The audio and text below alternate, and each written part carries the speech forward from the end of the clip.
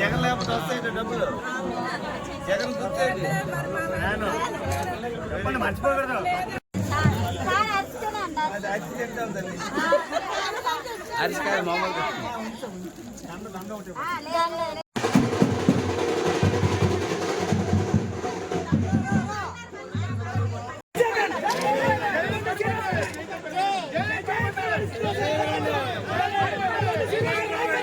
అభివృద్ధి మీకు రెండు విషయాలు అయితే ఆయన గురించి క్షుణ్ణంగా చెప్పాలి.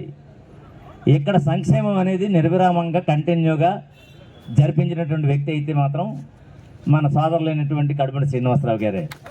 పార్టీ నుంచి ఒక పదవులు పొంది పార్టీ నుంచి వాళ్ళ స్వార్థం కోసం వాళ్ళు చేసినా కూడా ఇప్పటికీ కూడా భయపెడతా ఉన్నారు ఇక్కడ ఉన్నటువంటి జనాన్ని, ఇక్కడ ఉన్నటువంటి నాయకుల్ని. దేనికోసం భయపడాలి? దేనికోసం? మీకేమన్నా వాళ్ళు ఏమన్నా పెడుతున్నారా? ఏమన్నా మీకు కష్టపడకుండా మీకేమన్నా తెచ్చిస్తున్నారా? ఈరోజు మీ కష్టం మీద ఈ పంచాయతీని అభివృద్ధి చేసుకోవాలని చెప్పి సర్పంచ్గా ఎదిగి కూడా సర్పంచ్గా ఏం చేయలేకపోతున్నా బాధ నిత్యం నేనా కానీ సంజయ్ దేవుడు కానీ బాధపడుతూ ఉంటారు. నాకు అదేవిధంగా ఝాన్సీ లక్ష్మీ మేడం గారికి ఇద్దరికి ఫ్యాన్ గుర్తుకే ఎందుకు ఓటేయాలా అనేది మీరు అందరూ కూడా ఒకసారి లోతుగా ఆలోచించండి. ఈరోజు ఈ రాష్ట్రంలో కని విని ఎరిగిన రీతిలో ప్రతి ఒక్క పేద కుటుంబానికి ఈరోజు పెద్ద దిక్కుగా జగన్మోహన్ రెడ్డి గారు నించున్నారు కాబట్టి ఖచ్చితంగా అందరూ కూడా ఫ్యాన్ గుర్తుకు ఓట్లు వేయాలి.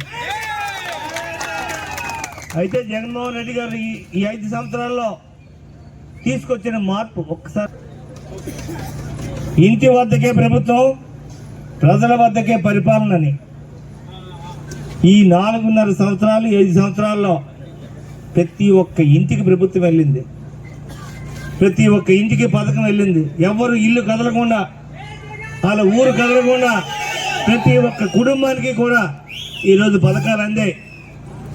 ఈ రాష్ట్రంలో 175 నియోజకవర్గాలు ఉంటే ఒక్క శృంగవరకోట నియోజకవర్గంలో ఒక ప్రత్యేకమైన రాజకీయ నేపథ్యం, ఒక ప్రత్యేకమైన రాజకీయ నేపథ్యం అటు జగన్మోహన్ రెడ్డి గారికి కానీ నాకు కానీ అసలు అర్థం కాని రాజకీయ నేపథ్యం.